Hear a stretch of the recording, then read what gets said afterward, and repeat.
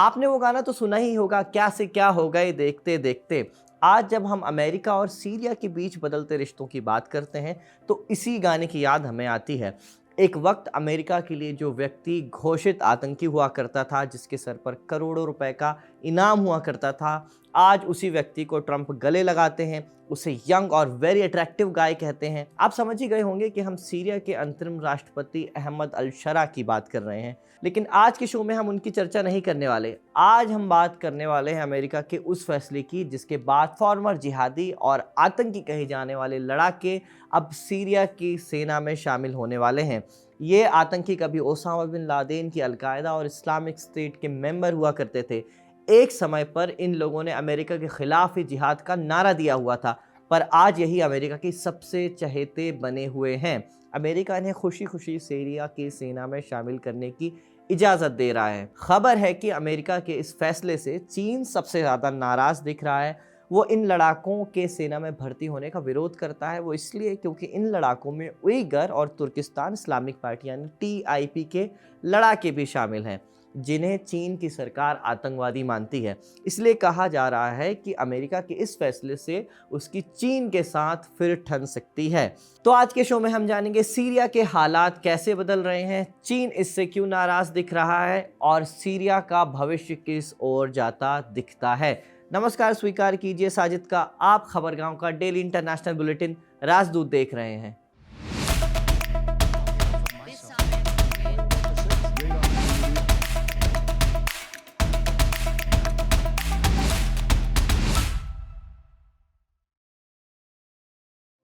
आज शुरुआत इतिहास से करते हैं। साल 1971 में हाफिज अल असद ने राष्ट्रपति नूरुद्दीन अल अताशी का तख्ता पलट किया और खुद बन गए सीरिया के राष्ट्रपति। हाफिज ने उस समय ईरान में आयतुल्लाह खुमैनी के समर्थन में हो रहे प्रोटेस्टों का भी समर्थन किया था। 1989 यानी 1979 में ईरान में इस्लामिक क्रांति हो गई, खुमैनी बने सुप्रीम लीडर। हाफिज ने ईरान के साथ रिश्ते बेहतर किए।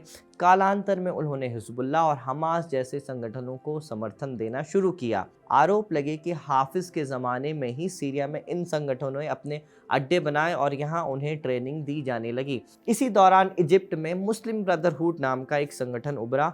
वो अरब देशों की राजशाही व्यवस्था के खिलाफ था। सीरिया में भी उसने पांव पसारने शुरू कर दिए। वो हाफिज की दमनकारी नीतियों का विरोध करता। 1982 में मुस्लिम ब्रदरहुड ने सीरिया के हमा शहर में एक बड़े प्रदर्शन का आयोजन किया। हाफिज ने इन प्रदर्शन को दबाने के लिए सेना का इस्तेमाल किया। हजारों नागरिकों पर गोली चलवा दी। कहा जाता है कि इसमें लगभग 40,000 लोग मारे गए थे। हाफिज के इसी रवैये की वजह से अमेरिका ने सीरिया को स्टेट स्पॉन्सर टेररिज्म की लिस्ट में शामिल कर दिया, माने ऐसा देश जो आतंकवाद का खुला समर्थन करता हो। इस वजह से सीरिया में हथियारों की सप्लाई बंद कर दी गई। कई तरह के आर्थिक प्रतिबंध भी लगा दिए गए सीरिया पर। हाफिज ताउम्र राष्ट्रपति रहे। जून 2000 में उनकी मौत हो गई। फिर उनके बेटे बशर अल असद को लंदन से वापस बुलाया गया। उस समय असद मेडिकल की पढ़ाई कर रहे थे। असद को उनके पिता की जगह राष्ट्रपति बनाया गया।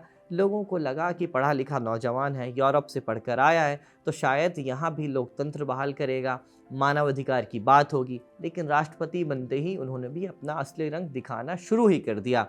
असद ने अपनी पिता की लेगेसी कायम रखी। अपने विरोधियों को दबाने के लिए तरह तरह के हथकंडे अपनाए। फिर आया साल 2005। लेबनान के तत्कालीन प्रधानमंत्री रफीक हरीकी की उस साल हत्या हुई।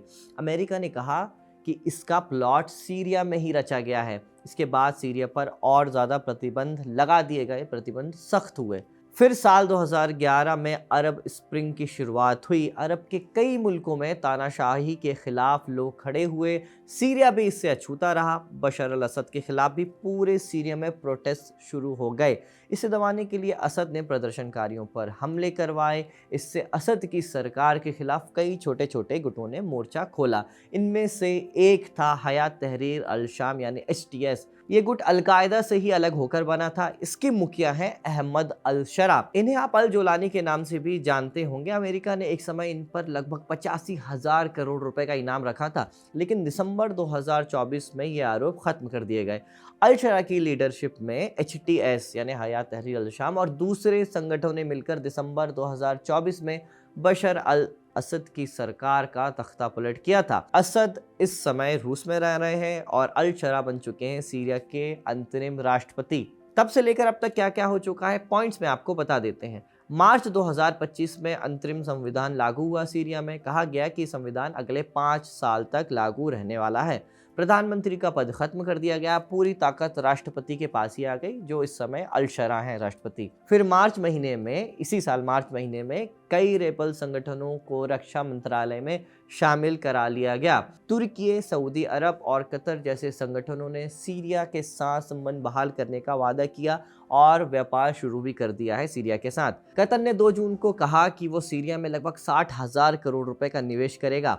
इस पैसे का इस्तेमाल सीरिया के एनर्जी इंफ्रास्ट्रक्चर को बनाने में किया जाएगा, मतलब बिजली बनाने के लिए होगा, जिसमें गैस टरबाइन और सौर ऊर्जा का इस्तेमाल करने के लिए जो कुछ फैक्ट्रियां लगाई जाएंगी उसमें यह पैसा लगाया जाएगा। सऊदी अरब ने भी ऐलान किया है कि वो कतर के साथ मिलकर सीरिया के सरकारी कर्मचारियों को सैलरी देगा। हमने जानकार से पूछा, सऊदी अरब, कतर और तुर्की सीरिया में इतनी रुचि क्यों दिखा रहे हैं, यहाँ उनका क्या स्टेक है? पहली बात तो ये है कि तुर्की के पास लाखों बल्कि मिलियंस ऑफ सीरियन रेफ्यूजी हैं, जो वो चाहता है कि वापस जाएं। वो तभी वापस जाएंगे अगर सीरिया डेवलप होगा और नॉर्मल सी वापस आएगी।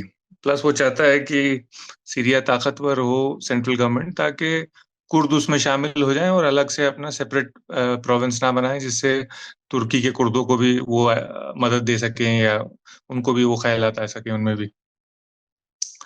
सऊदी का सिंपल है कि देखो, एक तो ये अ, ईरान को कनेक्शन ब्रेक करेगा लेबनान से, सीरिया में अगर ये सरकार कामयाब रही। दूसरी बात ये है कि सऊदी का ये भी है कि बहुत सारे सुन्नी सऊदीज और कतरीज जो हैं उनके रिश्तेदार भी हैं वहाँ पे, उनके ताल्लुकात भी हैं सीरिया में, तो वो भी एक मामला है। कतर का यही मामला है कि कतर भी चाहता है कि आइडियोलॉजिकली वो सुन्नी भी है और कतर जो है वो थोड़ा इस्लामिस्ट भी है। तो अहमद अल शर्रा की सरकार जो है वो एक इस्लामिस्ट सरकार है। सऊदी का ये नहीं है। सऊदी का बस ये है कि ऐसा नहीं हो कि वहां पे अगर वो कोलैप्स हो जाए तो फिर जिहादी वायलेंस शुरू हो जाए, और वो मिलिटेंट जो है वो फिर सऊदी अरब का बॉर्डर क्योंकि लगता है सीरिया के साथ, तो वो आ भी सकते हैं सऊदी में, और सऊदी में भी प्रॉब्लम्स क्रिएट हो सकती हैं। तो सऊदी का वो एंगल भी है, तो अलग अलग हैं जी। तीनों। मुस्लिम देशों के साथ साथ यूरोप और अमेरिका भी सीरिया के साथ संबंध सुधारना चाहते हैं। यूरोपियन यूनियन ने भी कहा है कि वो जल्द ही सीरिया के प्रतिबंध हटा देगा। अमेरिका ने तो इसकी शुरुआत कर ही दी है। 24 मई को अमेरिका के ट्रेजरी डिपार्टमेंट ने सीरिया को जनरल लाइसेंस मुहैया करवा दिया। इसे GL-25 के नाम से भी जाना जाता है इस लाइसेंस को। इस लाइसेंस के मिलने से सीरिया के प्राइवेट सेक्टर में इन्वेस्टमेंट फिर शुरू हो सकेंगे। ये सब शुरू हुआ इसी साल 14 मई को, जब ट्रंप और अहमद अल शरा की मुलाकात हुई सऊदी अरब में। दोनों नेता सऊदी अरब में मिले थे। ट्रंप ने कहा था कि वो तुर्की और मोहम्मद बिन सलमान के कहने पर सीरिया से प्रतिबंध हटा रहे हैं।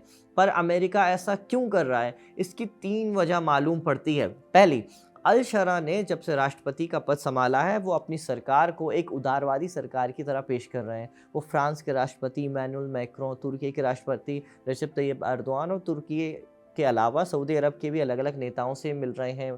कुछ नेताओं से तो वो पहले ही मिल चुके हैं, ताकि उन्हें दुनिया से एक मान्यता मिल सके। दूसरी वजह है, अल शरा ने सीरिया में लोकतंत्र स्थापित करने का भी वादा किया है। वो अपनी स्पीच में अक्सर अल्पसंख्यक अधिकारों की वकालत करते रहते हैं, जो असद की रिजीम में सीरिया के लोगों को हासिल नहीं हो पाई है। तीसरी वजह जो मालूम होती है वो ये कि अल शरा के आने के बाद से सीरिया में ईरान का प्रभाव कम हुआ है।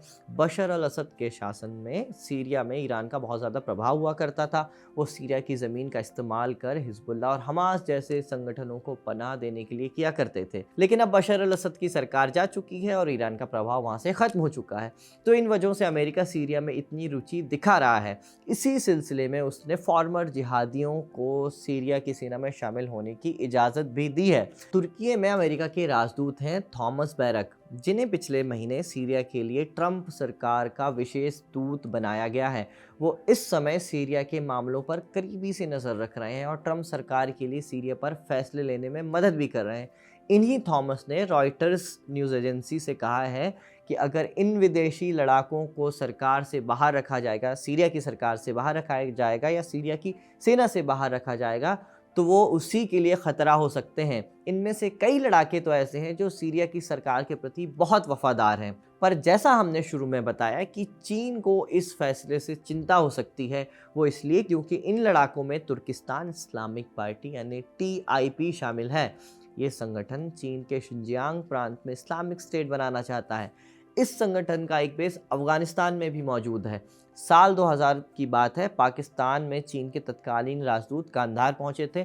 उस समय अफगानिस्तान में तालिबान की सरकार हुआ करती थी और मुल्ला उमर भी उस समय जिंदा थे। उन राजदूत ने मुल्ला उमर से मुलाकात में कहा कि इस संगठन को समर्थन ना दें। जब सीरिया में अलकायदा ने जिहाद का नारा दिया तो इसी संगठन के लड़ाके यहाँ लड़ने पहुंचे। उन्होंने असद सरकार के खिलाफ जंग छेड़ रखी थी, लेकिन जब पिछले साल दिसंबर में सरकार का तख्ता पलट हुआ तो इस संगठन ने सीरिया के रक्षा मंत्रालय में मिलने का दावा कर दिया। फिर भी इसके कुछ एक लड़ाके अभी भी आज़ाद घूम रहे हैं, जिन्हें अब सेना में शामिल करने की बात कही जा रही है। चीनी विदेश मंत्रालय ने कहा है कि चीन को उम्मीद है कि सीरिया अंतर्राष्ट्रीय समुदाय की चिंताओं के जवाब में सभी प्रकार के आतंकवाद और चरमपंथी ताकतों का विरोध करेगा। हमने जानकार से पूछा सीरिया में चीन के क्या स्टेक हैं और वो उनकी सेना में TIP पार्टी के लड़ाकों को क्यों शामिल नहीं होने देना चाहता। दोनों का स्टेक बता देता हूँ। देखिए, अमेरिका इसलिए चाहता है कि वो शामिल हो जाए। पहले अमेरिका भी अपोज कर रहा था। अमेरिका इसलिए तैयार हो गया क्योंकि जब उन्होंने रियलाइज किया और सीरिया की सरकार ने भी कहा कि देखो हम इनको छोड़ देंगे, पर ये फिर हो सकता है कि आईसिस में जाके शामिल हो जाएं जब इनके पास कुछ खाने पीने को नहीं होगा अलकायदा में। तो यहाँ पे रहेंगे तो लगे बंदे रहेंगे सरकार के साथ। ये लॉयल भी हैं, ये सीरिया के भी लॉयल हैं, हमारे भी लॉयल हैं। तो इस तरह से अमेरिका एग्री कर गया। चीन इस बात को पता नहीं समझ रहा है कि नहीं। अ, अगर ये लोग फ्री हो गए तो ये भी हो सकता है कि ये वापस चीन में घुस के कुछ करें किसी न किसी तरह से। तो पर शायद चीन को ये कॉन्फिडेंस है कि वो उनको वापस नहीं आने देगा, ब्लॉक कर देगा। और उनके रहने से हो सकता है चीन को ये डर लग रहा हो कि देखो ये सीरिया की सरकार थोड़ी एंटी चाइनीज हो जाएगी। या ये भी हो सकता है कि और चीन से भाग के लोग आए, उइगर और तुर्की लोग भाग के आए और ज्वाइन कर लें इसको यहाँ पे सी। तो क्या एग्जैक्ट है कह नहीं सकते एग्जैक्टली क्या चीन का है। मेरे ख्याल से तो चीन का भी गलत ख्याल है। ये अगर सरकार में सिमट जाएं और वहीं पे बाशिंदे बन जाएं वहां के, तो ये चीन के लिए बेहतर है। ये गलत फहमी है लोगों को कि ये लोग जो हैं वो एक्सट्रीमिस्ट हैं, ये जो तुर्की लोग हैं और चीनी लोग हैं। क्योंकि ये लड़े हैं बहुत बहादुरी से अलकायदा और आईसिस के खिलाफ 2016 से HTS के बिहाफ पे। HTS खुद जो था वो बहुत खिलाफ हो गया था अलकायदा और आईसिस के। उन्होंने उनके लड़ाकों को मारा भी है और उनको पकड़ के जेलों में भी डाला है। तो ये एक तरह से HTS और ये जो लड़ाकू हैं उनके साथ वो एक तरह का निगहबान हैं, एक तरह के सिपाही हैं अलकायदा के खिलाफ और आईसिस के खिलाफ। तो इनका रहना इस तरफ ही बेहतर है। ये चैप्टर यहीं तक। अब कुछ बोनस खबर जान लेते हैं। पहली खबर रूस यूक्रेन युद्ध से जुड़ी हुई है। रूस और यूक्रेन के बीच कैदियों की अदला बदली को लेकर एक डील हुई, बिजनेस स्वैप डील हुई है। इसमें सैनिकों के शवों को भी शामिल किया गया है। BBC की रिपोर्ट के मुताबिक दोनों पक्षों ने 12,000 सैनिकों के शवों को लौटाने पर सहमति जताई है। इसके साथ साथ 25 साल से कम उम्र के युद्धबंदियों की अदला बदली पर भी सहमति बनी है। इससे पहले 16 मई को हुई बातचीत में दोनों देशों ने लगभग 1000 बंदियों की अदला बदली की थी। बात सीज फायर की करें तो यूक्रेन ने बिना शर्त युद्ध विराम की मांग की, जिसे रूस ने फिर ठुकरा दिया है। वहीं रूसी अधिकारियों का कहना है कि उन्होंने कुछ जगहों पर 2 या 3 दिन से युद्ध विराम का प्रस्ताव रखा, लेकिन इस पर बात नहीं बनी। बैठक के बाद यूक्रेन के रक्षा मंत्री ने कहा कि यूक्रेन कम से कम 30 दिन के पूर्ण और बिना शर्त युद्ध विराम की मांग कर रहा है, लेकिन दोनों देश अब तक किसी भी समझौते पर नहीं पहुंच पाए हैं। दूसरी खबर नाइजीरिया से है। यहाँ जमफारा राज्य के 2 गांवों में 31 मई को सेना के हवाई हमले हुए। इसमें करीब 20 लोग मारे गए। नाइजीरिया वायुसेना के जो प्रवक्ता हैं एयर कमोडोर, उन्होंने कहा है कि हमला खुफिया जानकारी के आधार पर ही किया गया था। उन्होंने दावा किया गया था कि इस हमले में 20 से ज़्यादा हथियारबंद मिलिशिया सदस्य मारे गए हैं। हालांकि स्थानीय निवासी और कई मानवाधिकार संगठन इसे लापरवाही से भरा कदम बता रहे हैं। एमनेस्टी इंटरनेशनल ने कहा है कि यह हमला उन समूहों पर हुआ है जो अपने गांवों पर हमला करने वाले डाकुओं के खिलाफ इकट्ठा हुए थे। संगठन ने इसकी जांच की मांग की है और इस कदम को गैर कानूनी करार दिया है। तीसरी खबर गजा से है। गजा में लोगों तक मदद पहुंचाने के लिए क्लाइमेट एक्टिविस्ट ग्रेटा थनबर्ग अपने 12 साथियों के साथ गजा की तरफ जहाज लेकर रवाना हो गई हैं। इस काफिले में एफएफसी संगठन के लोग शामिल हैं। इसी संगठन ने मई महीने की शुरुआत में इसी तरह की कोशिश की थी, लेकिन उनकी नाव पर ड्रोन से हमला कर दिया गया और नाव को नष्ट कर दिया गया।